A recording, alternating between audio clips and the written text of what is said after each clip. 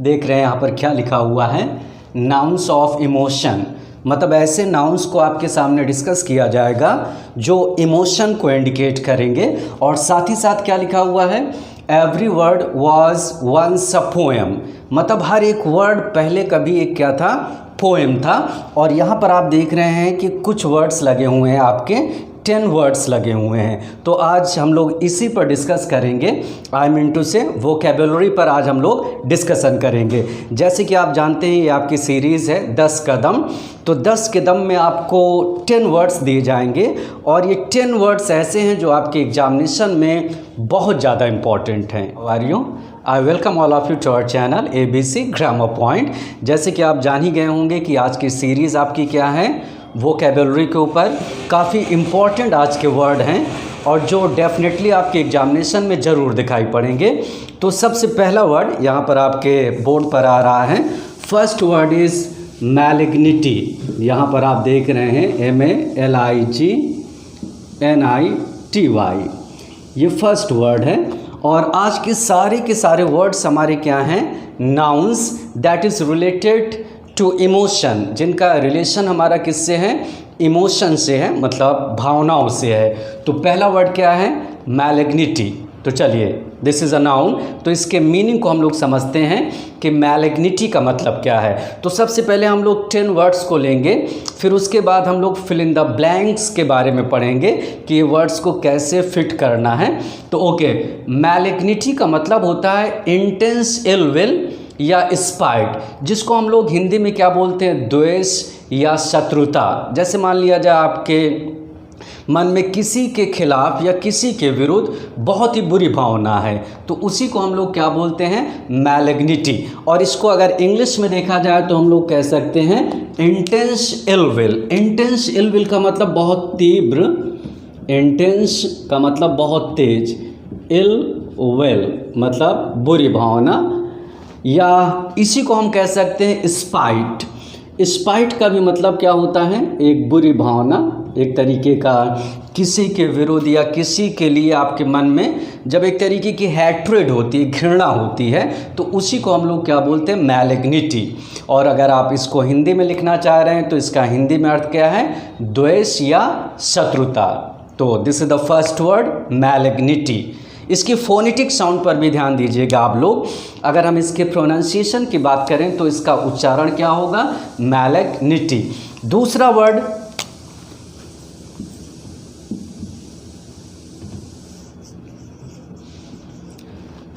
CHAGRIN, शिग्रीन। इसकी phonetic sound क्या होगी, शिग्रीन। काफ़ी अच्छा वर्ड है। तो इसका मतलब क्या होता है, इसका ये भी हमारा एक इमोशन से रिलेटेड वर्ड है और इसका मतलब होता है अ फीलिंग ऑफ डिसअपॉइंटमेंट या एनॉयंस।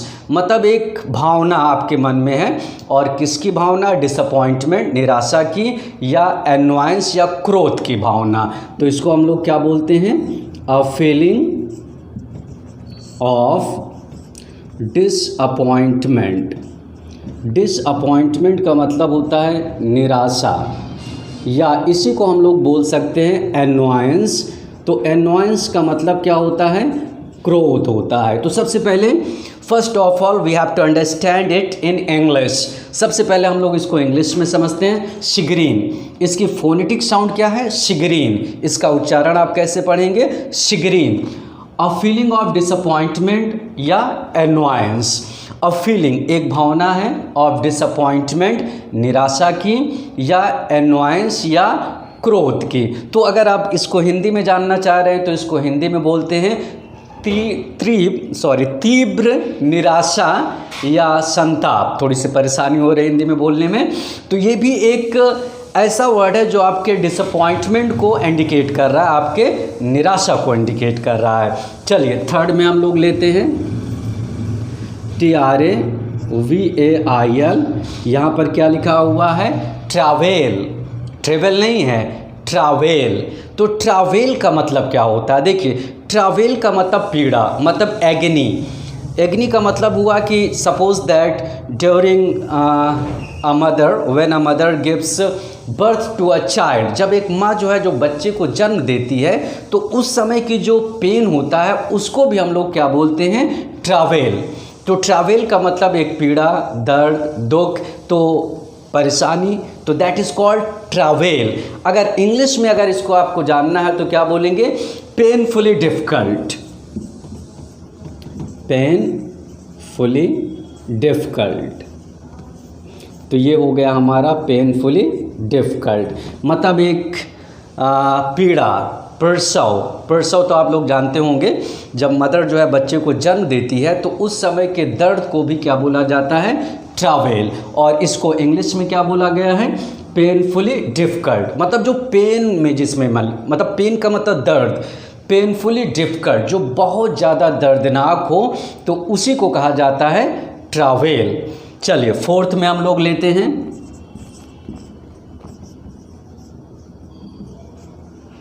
वर्ड क्या लिखा हुआ है, trepidation. What is the phonetic sound of it, इसका उच्चारण क्या है, ट्रिपिडेशन। और ट्रिपिडेशन का मतलब क्या होता है, एक तरीके का घबराहट। जैसे मान लिया जाए कोई आप काम पहली बार करने जा रहे हैं तो मन में एक घबराहट होती है, तो उसी को बोलते हैं ट्रिपिडेशन। तो ट्रिपिडेशन का मतलब फियर और एंग्जाइटी अबाउट समथिंग, मतलब किसी के बारे में घबराहट। अगर आप हिंदी में लिखना चाह रहे हैं तो इसका हिंदी में मतलब क्या है, घबराहट। तो इसको इंग्लिश में हम लोग बोलते हैं फियर और एंग्जाइटी। एंग्जाइटी का मतलब एक तरीके की, जैसे आदमी बोलता है ना मेरे मन में बहुत ज़्यादा एंग्जाइटी है, मतलब घबराहट है, डर है। और उसके बाद अबाउट समथिंग, किसी चीज़ के बारे में, अबाउट समथिंग, किसी चीज़ के बारे में अगर आपके मन में घबराहट है, डर है, तो दैट इज़ कॉल्ड ट्रिपिडेशन। उसी को हम लोग क्या बोलते हैं, ट्रिपिडेशन। चलिए नेक्स्ट में हम लोग लेते हैं फिफ्थ में। यहाँ तक हमारे काफ़ी अच्छे वर्ड हैं, फिर से एक बार देख लीजिए, मैलिग्निटी, शिग्रीन, ट्रैवल और ट्रिपिडेशन। फिर उसके बाद है हमारा रिवल्जन। रिवल्सन, यहाँ पर हमारा वर्ड क्या है, REVULSION। स्पेलिंग गलत मत करिएगा, REVULSION, रिवल्सन। तो रिवल्सन का मतलब क्या होता है, ये भी एक मतलब रिलेटेड टू इमोशन, हमारे इमोशन से रिलेटेड एक वर्ड है। और इसका मतलब होता है स्ट्रॉन्ग फीलिंग ऑफ डिसलाइक, मतलब किसी के प्रति आपके मन में बहुत ज़्यादा नफरत हो, थोड़ी बहुत नहीं, बहुत ज़्यादा घृणा हो, तो उसी को हम लोग क्या बोलते हैं, रिवल्जन। मतलब एक तरीके से कह सकते हैं आप बहुत तीव्र घृणा। तो यहाँ पर इसका मतलब इंग्लिश में क्या है, स्ट्रॉन्ग, और उसके बाद क्या लिखा हुआ, feeling, a strong feeling of dislike, a strong feeling of dislike. तो इसी को कहा जाता है रिवल्जन। तो यहाँ पर 5 वर्ड्स हमारे हो गए। चलिए 6 में हम लोग लेते हैं,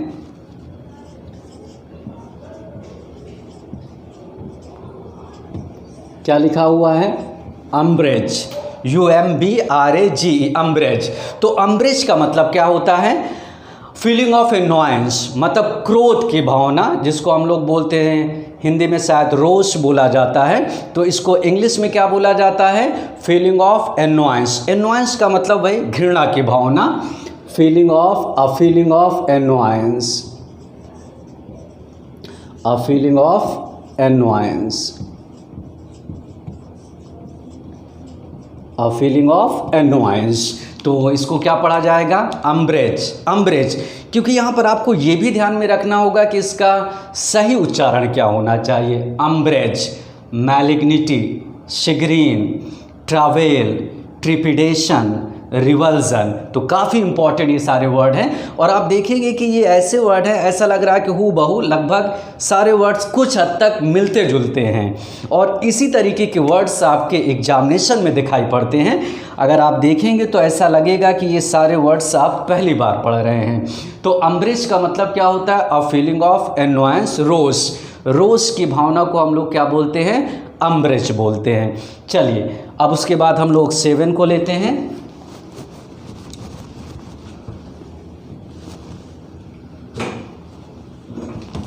सेवन में हमारा नेक्स्ट वर्ड इज 7। तो 7 में हम लोग लेते हैं रिक्रिमिनेशन। यहाँ पर हमारा वर्ड क्या है? RECRIMINATION। यहाँ पर क्या लिखा हुआ है? रेक्रिमिनेशन। अब रेक्रिमिनेशन का मतलब क्या होता है? एक्यूजेशन। एक्यूजेशन का मतलब जैसे आप किसी पर आरोप लगाते हैं, जैसे हिंदी में बोलते हैं प्रत्यारोप, तो एक्यूजेशन ये थोड़ा सा हट कर यहाँ पर मिला, क्योंकि अभी तक आपने जितने भी वर्ड्स देखे वो नियर अबाउट, जैसे ट्रिपिडेशन, रिवल्जन, अम्ब्रेज, लेकिन ये कम्प्लीटली डिफरेंट हो गया। तो रेक्रिमिनेशन का मतलब एक्यूजेशन, आरोप, प्रत्यारोप, तो उसको हम लोग क्या बोलते हैं? एक्यूजेशन। तो दैट इज कॉल्ड एक्यूजेशन। आप चाहे हिंदी में लिखें या इंग्लिश में लिखें, एक्यूजेशन काफ़ी अच्छा वर्ड है, रेक्रिमिनेशन। चलिए आगे हम लोग लेते हैं 8 में फ्रस्ट्रेशन। ये तो वर्ड आप लोगों ने सुना होगा बहुत ज़्यादा। फ्रस्ट्रेशन ये बहुत टफ वर्ड नहीं है हमारा, लेकिन ये भी वर्ड हमारा क्या है? It is a noun and it indicates emotion, और ये हमारे इमोशन को इंडिकेट कर रहा है।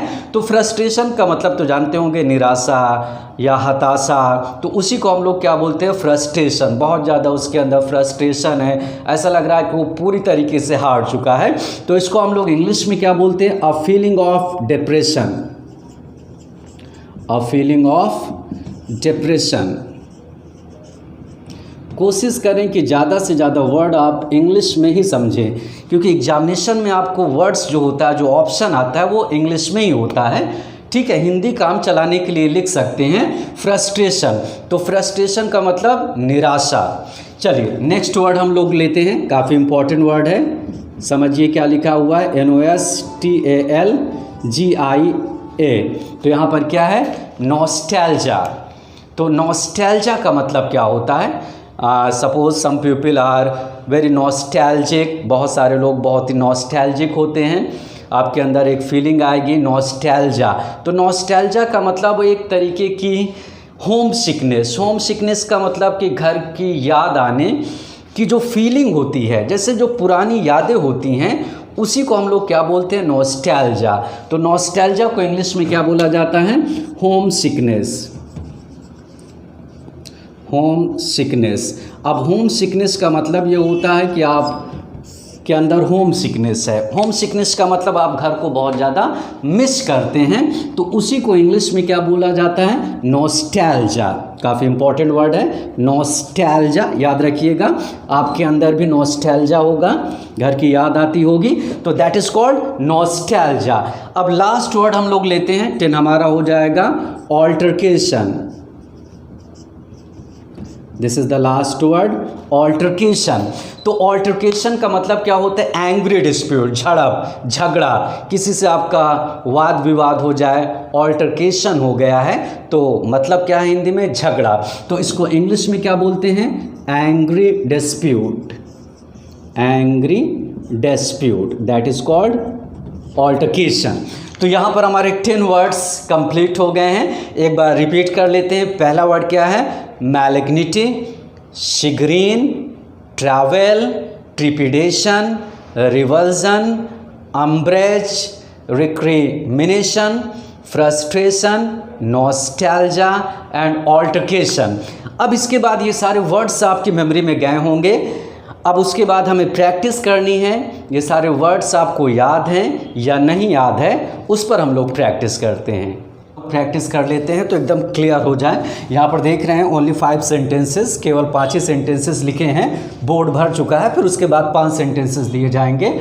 यहाँ पर क्या है? मैलिग्निटी इज़ अ फीलिंग ऑफ। जैसे कि आप लोगों ने मैलिग्निटी पढ़ा होगा, तो ये फीलिंग है, भावना किसकी है? होपलेसनेस की, शेम की या हेट्रेड की, आपको डिसाइड करना होगा। और मैलिग्निटी का मतलब क्या होता है? बुरी भावना, द्वेष भावना, शत्रुता। तो यहाँ पर कौन सा होना चाहिए? होपलेसनेस होना चाहिए, शेम होना चाहिए, हेट्रेड होना चाहिए। तो यहाँ पर क्या होना चाहिए? हेट्रेड। हेट्रेड का मतलब घृणा होता है। इसी तरीके से आप देख रहे हैं ट्रिपिडेशन। तो ट्रिपिडेशन इज द एब्सेंस, ट्रिपिडेशन का मतलब तो पता ही होगा, तो ट्रिपिडेशन इज द एब्सेंस, ट्रिपिडेशन जो है वो एब्सेंस है, अनुपस्थिति है, मतलब आपको अपोजिट इसका बताना होगा। और ट्रिपिडेशन आप जानते हैं क्या होता है, फीलिंग ऑफ फियर या एंग्जाइटी, घबराहट, डर। तो यहाँ पर क्या होना चाहिए, होप होना चाहिए, करेज होना चाहिए या फियर। तो फियर तो नहीं होगा क्योंकि ट्रिपिडेशन पूछ क्या रहा है, ट्रिपिडेशन इज द एब्सेंस, एब्सेंस का मतलब अनुपस्थित, मतलब उसका अपोजिट। तो फियर नहीं होगा क्योंकि वो एकदम मिलता जुलता है ट्रिपिडेशन का। करेज या होप, तो फियर का अपोजिट क्या होता है हमारा, करेज हो जाएगा। यहाँ पर हमारा क्या हो जाएगा, करेज। इसी तरीके से those who suffer from nostalgia, जो आदमी नॉस्टैल्जिया से सफ़र करते हैं वो कौन होते हैं, इग्नोरेंट होता है, अज्ञानी, हम्बल, बहुत ही विनम्र, झुका हुआ, या होमसिक। होमसिक का मतलब कि जिसको घर की याद आती है। तो नॉस्टैल्जिया कौन होते हैं, होमसिक होता है। होमसिक का मतलब जिसको घर की बहुत याद आती है। इसी तरीके से एन ऑल्टरकेशन, ऑल्टरकेशन आपको बताया गया है कि ऑल्टरकेशन का मतलब क्या होता है, एंग्री डिस्प्यूट, कोई वाद विवाद, झड़प, तो उसको हम लोग क्या बोलते हैं, ऑल्टरकेशन। तो यहाँ पर क्या होना चाहिए, अ फिस्ट, फिस्ट का मतलब जैसे आप फिस्ट मुट्ठी बनाते हैं या मुक्का मारते हैं वो वाली फाइट, ये तो नहीं होगा। या अ बिटर आर्गूमेंट, एक बहुत ही कड़वाहट भरा आर्गूमेंट, बहस। या a sudden change in feeling, एक अचानक भावना जो फीलिंग में होती है उसको। तो यहाँ पर कौन सा होना चाहिए, ये तो बिल्कुल नहीं होना चाहिए, अ फिस्ट फाइट होना चाहिए या अ बिटर आर्गूमेंट। तो ऑल्टरकेशन का मतलब क्या होता है, झड़प, मतलब एक तरीके से हाथ पैर से नहीं, जैसे वाद विवाद आदमी का होता है। तो यहाँ पर हमारा क्या मैच हो जाएगा, अ बिटर आर्गूमेंट मैच होगा। इसी तरीके से इफ़ यू टेक अम्ब्रेज, अगर आप अम्ब्रेज लेते हैं एट एनीथिंग, किसी चीज़ पर, तो यू आप क्या हैं। और अम्ब्रेज का मतलब आपको बताया गया था, अम्ब्रेज का मतलब क्या होता है कि जब आप बहुत ज़्यादा गुस्से में होते हैं, अ फीलिंग ऑफ एनॉयंस, रोष की भावना, घृणा की भावना, तो उसी को हम लोग क्या बोलते हैं, अम्ब्रेज। तो यहाँ पर क्या लिखा है, इफ़ यू टेक, अगर आप लेते हैं अम्ब्रेज, टेक अम्ब्रेज मतलब एक तरीके से घृणा करना, एट एनीथिंग किसी चीज़ पर, तो आप क्या हैं, रिजेंट है, रिग्रेट है, और आर अफ्रेड ऑफ इट। तो अफ्रेड ऑफ इट का मतलब डरा हुआ होना, और रिग्रेट का मतलब पश्चाताप करना, और रिजेंट का मतलब क्या होता है, घृणा करना। रीजेंट ये सेंट वाला नहीं है, रिजेंट। जब रिजेंट कहीं पर दिखाई पड़े, RESENT, तो उसका मतलब हेट्रेड, घृणा करना। तो यहाँ पर हमारा कौन सा हो जाएगा, रिजेंट इट, मतलब उस चीज़ से आप क्या करते हैं, नफरत करते हैं, घृणा करते हैं। तो चलिए 5 और हम लोग लेते हैं, तो यहाँ पर हमारा 10 पूरा कंप्लीट हो जाएगा। 5 और हम लोग ले लेते हैं। यहाँ पर 6 क्या लिखा हुआ है, शिग्रीन गिव्स वन, मतलब शिग्रीन जो है गिव्स वन एक आदमी को देता है अ फीलिंग, फीलिंग का मतलब भावना। तो सबसे पहले हमें समझना होगा शिग्रीन का अर्थ क्या बताया गया था, अ फीलिंग ऑफ डिसअपॉइंटमेंट या एनॉयंस, मतलब जो एक क्रोध की भावना होती है। तो इस तरीके से बड़े आराम से आप मिला सकते हैं, एंगर होना चाहिए, लव होना चाहिए, या डिसअपॉइंटमेंट होना चाहिए। अब यहाँ पर प्रॉब्लम ये है, लव तो नहीं होगा, तो यहाँ पर कौन सा ज़्यादा सूटेबल होना चाहिए, एंगर या डिसअपॉइंटमेंट। वैसे शिग्रीन का मतलब एक तरीके का डिसअपॉइंटमेंट ज़्यादा सूटेबल बैठता है, तो यहाँ पर हमारा क्या होना चाहिए, डिसअपॉइंटमेंट। तो कभी कभी ऐसी भी प्रॉब्लम आती है कि मिलता जुलता, जैसे आपने देखा डिसअपॉइंटमेंट, एंगर, और शिग्रीन का अर्थ क्या बताया गया था आपको, और फीलिंग ऑफ डिसअपॉइंटमेंट भी बताया गया था, और एनॉयंस, एनॉयंस का मतलब क्या होता है, क्रोध ही होता है। तो यहाँ पर हमारा एंगर तो एक गुस्सा होता है, एंगर जैसे उतना ज़्यादा इंटेंसिटी नहीं होती, इसमें उतनी ज़्यादा तीव्रता नहीं पाई जाती। तो डिसअपॉइंटमेंट इज़ गुड, डिसअपॉइंटमेंट यहाँ पर ज़्यादा सूटेबल है। ट्रैवल, जो ट्रैवल है, हैज़ टू डू, हैज़ का मतलब रखता है, टू डू लेना देना, विथ मतलब साथ, तो इसका किसके साथ लेना देना है, तो ट्रैवल बताया गया था आपको, एग्नी, प्रसव, पीड़ा, दुख, तो इसी को हम लोग क्या बोलते हैं, एग्नी। तो यहाँ पर हमारा क्या हो जाएगा, एग्नी होगा। और फ्राइट, फ्राइट का मतलब क्या होता है, डर होता है।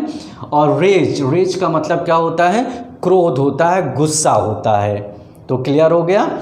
चलिए आगे हम लोग देखते हैं, if you suffer from frustration, अगर आप फ्रस्ट्रेशन से सफ़र करते हैं तो यू फील, आप महसूस करते हैं। तो फ्रस्ट्रेशन का मतलब क्या होता है? निराशा, हताशा, एकदम आप टूट जाएं। तो कौन सा होना चाहिए? टिमिड तो नहीं होगा, क्योंकि टिमिड का मतलब कायर। एम्बैरेस्ड, एम्बैरेस्ड का मतलब लज्जित, जैसे आदमी ने कोई बुरा काम किया वो एम्बैरेस्ड है, मतलब एकदम लज्जा महसूस कर रहा है। और थॉर्टेड, यहाँ पर काफ़ी अच्छा वर्ड है। थॉर्टेड का मतलब एकदम टूट जाना, फेल्ड हो जाना, एकदम से असफल हो जाना। तो यहाँ पर हमारा कौन सा मैच होगा? थॉर्टेड। इसी तरीके से हमारा है रिक्रिमिनेशन जो है वो है। तो सबसे पहले हमें समझना होगा रिक्रिमिनेशन का अर्थ क्या बताया गया था? एक्यूजेशन, आरोप प्रत्यारोप। तो अलाय, झूठ तो नहीं होगा। अ फीलिंग ऑफ डिस्गस्ट, डिस्गस्ट का मतलब नफरत की भावना भी नहीं होगा। हमारा कौन सा होगा? Counter accusation. तो काउंटर एक्यूजेशन का मतलब होता है आरोप प्रत्यारोप। जैसे आपने किसी के ऊपर लगाया, उसने आपके ऊपर लगाया, तो वो क्या बन गया? हमारा काउंटर एक्यूजेशन। इसी तरीके से हमारा है दोज हु सफ़र अ रिवल्जन, मतलब जो आदमी रिवल्जन से पीड़ित है, एक्सपीरियंस। तो दोज, वो इंसान हु सफ़र, जो पीड़ित है, अ रिवल्जन। तो अ रिवल्जन एक्सपीरियंस, रिवल्जन एक्सपीरियंस से जो पीड़ित हैं उनको क्या बोलेंगे? तो किस चीज़ से वो पीड़ित है? ग्रेट पेन से, या ग्रेट ह्यूमिलिएशन से, या वायलेंट चेंज इन फीलिंग। तो सबसे पहले हमें ये जानना होगा कि रिवल्जन का मतलब क्या है। तो रिवल्जन को बताया गया था a strong feeling of dislike, बहुत ज़्यादा दोष की भावना। A strong feeling of dislike, बहुत ज़्यादा नफरत की भावना। तो यहाँ पर उसके पास क्या होना चाहिए? Those who suffer a revulsion experience, जो रिवल्जन एक्सपीरियंस को सफ़र करते हैं। तो इसका मतलब किस चीज़ को सफ़र करते हैं? ग्रेट पेन या ग्रेट ह्यूमिलिएशन। पेन का मतलब दर्द, ह्यूमिलिएशन का मतलब क्या होता है? अपमान। तो ये दोनों तो बिल्कुल नहीं होना चाहिए। तो यहाँ पर क्या होगा? वायलेंट चेंज इन फीलिंग, मतलब उनके फीलिंग में एक वायलेंट चेंज आता है। वायलेंट का मतलब बहुत ही हिंसात्मक चेंज, और जब आपके फीलिंग में एक वायलेंस आएगा तभी इसका मतलब आपके अंदर क्या आएगा? क्रोध आएगा। तो इस वजह से हमारा क्या होना चाहिए? Violent change in feeling. तो इस तरीके से आपने देखा कि आपको 10 वर्ड्स कंप्लीट कराए गए अलग अलग स्टेप पर। अगर आप इसको मेमोरी में रखते हैं तो डेफिनेटली आपको बहुत ज़्यादा हेल्प करेगा। तो आई होप आपको अच्छा लगा होगा। तो meet you in the next video. Thanks a lot.